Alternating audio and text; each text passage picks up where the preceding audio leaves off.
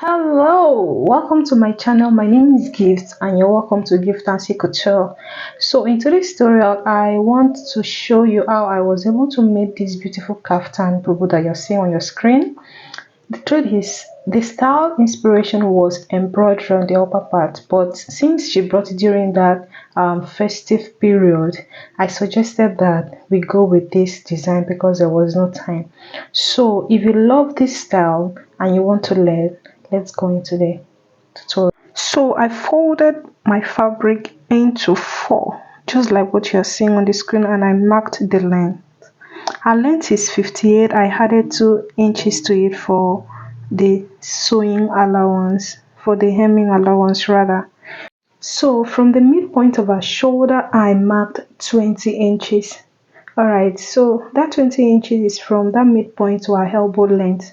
After marking that, I went down by 4 inches to connect it to get the shoulder slant. The reason I use 4 inches is for it to slant properly. So after marking the 4 inches, the next thing I did was to divide our actual shoulder measurement into two. Alright, so our shoulder is 15. Dividing it into two, I got 7.5 and I marked it. So looking at the style, you see is off shoulder. So I decided to use 11 inches to get around neck. Alright, since you know it's off shoulder, so from the midpoint to where I just marked is 11 inches. So the next thing is just to go ahead and connect the lines. That's from that 20 inches that I marked to our midpoint.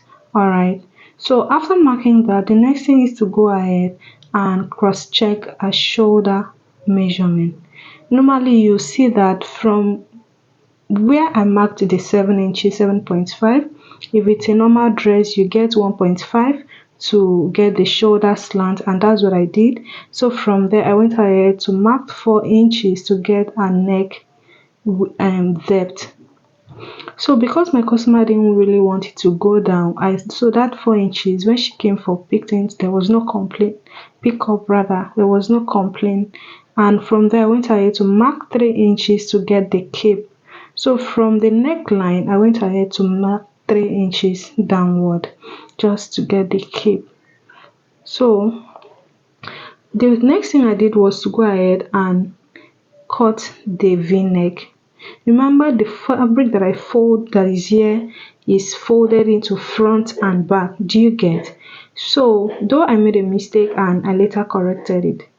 Alright, so now what I did was to go ahead and extend the 20 inches downward, just like what you're seeing on your screen.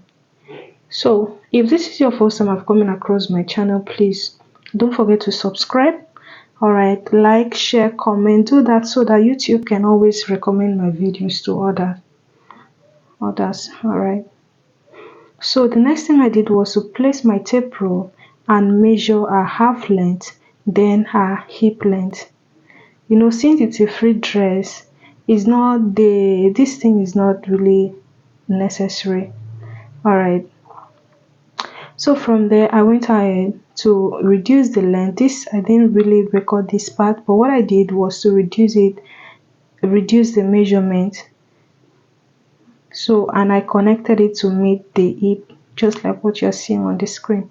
So from there I increased it to 2 inches because at some point I felt like this thing is going to be too small on her, so I increased it by 2. So from there I went ahead to mark 10 inches where we are going to use for the armhole, for the sleeves opening.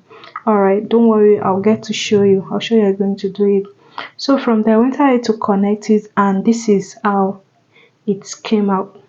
So I went ahead to cross check the measurement. That means the total of what I use from the midpoint to where it stops is 22 because I added 2 inches into it rather. So next is to go ahead and cut out our fabric. Now looking at the lower part, you see that it's kind of small. So for me to get, it was kind of smaller than the front. Alright, so instead of using 22 all the way down, so from the lower part upward to the hip side, I use 17 inches. Is that okay? So the next thing I did was to go ahead to cut out the neckline, just like what you are seeing on your screen. Remember, the 3 inches that I marked is what I'm going to use for the cape. All right, now this was a mistake I made. I'm supposed to pick one of the fabric and cut out the V-line, so mistakenly I cut the both together. So this was the outcome. All right, so I corrected it, and if you are going to watch this video to the end, you see what I did there. So now the 10 inches that I marked, which is we are going to use for the sleeve opening, that's what I notched. So after notching it, this is what I'm going to do. I will draw gathers from it, but let's go back to the. So this was it. I marked it round again, tired to cut it out. So after I finished cutting it, I went ahead to fold another fabric to recut it. So this is the outcome. So I went ahead to fold another fabric, but this time around without the V-neck. So this is where I folded the fabric. I actually folded into two so that I'll use one for turning and then use the other one as the fabric. So this very one, I cut this one without the V, as you can see, and then I added sewing allowance to it, like 0.7, and I went to the shoulder side, and I also added like 1 inch to it, so that when I had half on the joining, then the half will also be on the fabric, since I've already cut it out. So after I finished cutting this one out, I went ahead to cut the second side and also added the sewing allowance to it. So this was it. After I was done, I went ahead to add estee to it. I used estee on one side, and then the other side I didn't put anything. So after doing that, I went ahead to place my bias velvet on it. This really took time because there was a method I wanted to use, but I couldn't get it, so I decided to follow this method. This was it. The first thing I did was to go ahead and sew the bias on it. So this was after I finished sewing the bias. You can see it didn't affect the turning, it didn't affect each other. I just sewed a little on the bias. So the next thing was to go ahead and turn the neck. So after turning the neck, I went ahead to place the bias on the neckline and then use my hemming gum to gum it down. So this kind of neck took a little time because the bias is not stretchy, the velvet bias is not stretchy, and the neck is not straight, right? So in case you want to sew this style, make sure when you are ironing the bias, put fabric on it, just like what you are seeing on your screen, so that it won't affect the velvet itself.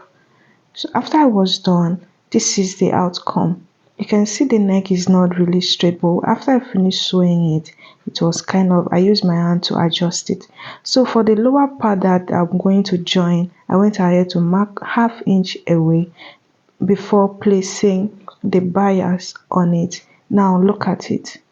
Remember, before placing the bias, I've already sewed the facing down. This is the next thing I did was to go ahead and put the bias on it, just like the way I did for the upper part. So after I finished doing that, I went ahead to iron it as well by placing my fabric on the bias. The reason for that is for it not to have that shiny effect that it usually have on clothes. So this was the outcome. I hope you like it. All right, I went ahead to do the same thing on the back. You can see how it looked like. So the next thing I did was to join the shoulder. Remember the half inch I added? So this is the purpose for it. The next thing I did was to go ahead and sew the 1/2 inch allowance that I added. I sew it on the other side and then the both side, and this was the outcome. This is the outcome, as you can see it on your screen. The next thing, I went ahead to pick up the kaftan and then notch the center. So I've gone ahead to sew the joining 1/2 inch. So from that 1/2 inch away, I marked 10 inches. Remember the 10 inches that we added for the sleeves opening. So I marked it as well. And then the next thing, I did was to go ahead and add rope to the front because the customer wanted it to be firm in front. So I went ahead to sew like 1.5 inches rope width, and the length to be, I think I used 20 or 25, yeah. And then I went ahead to sew it. Before sewing it, I divided our waist measurement into 4. Our waist is 40 divided by 4, you get 10. And then I marked it on the half length. I marked it on this side, which is 10 inches, and I moved to the other side. I marked the same thing. So where I marked the 10 inches is where I'm going to sew the rope on. Alright, so the rope is going to be on that. So I went ahead to sew it, and this was the outcome. So after I finished sewing it, this is how it looks like. Next thing I did was to notch the center of the kaftan, the front side, and then put the cape on it.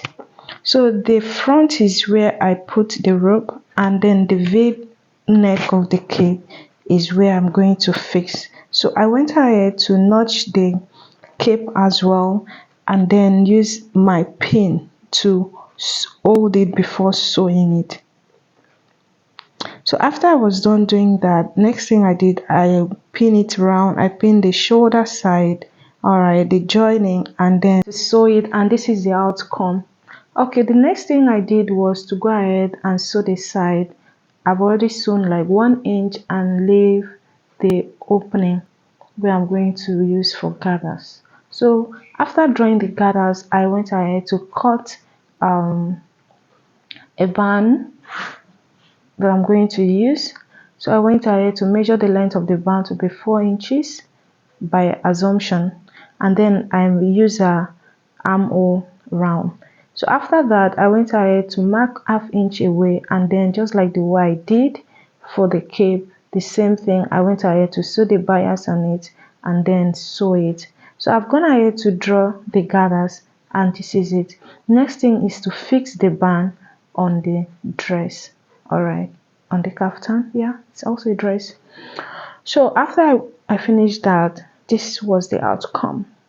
I hope you like it. I hope you've subscribed. Please do well to subscribe. Thank you for watching. See you guys in my next video. Bye.